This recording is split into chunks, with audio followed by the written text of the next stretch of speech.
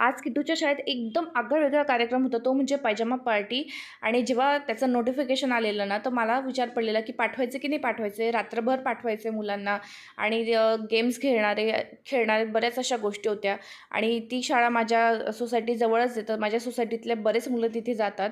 तर तिथल्या मला त्यांच्या आयांनी सांगितलेलं होतं की आधीच तुम्ही पायजामा पार्टीला नक्की पाठवा, कारण ती लाईफटाईम मेमरी असते. आमची मुलं अजून पण आठवण काढतात.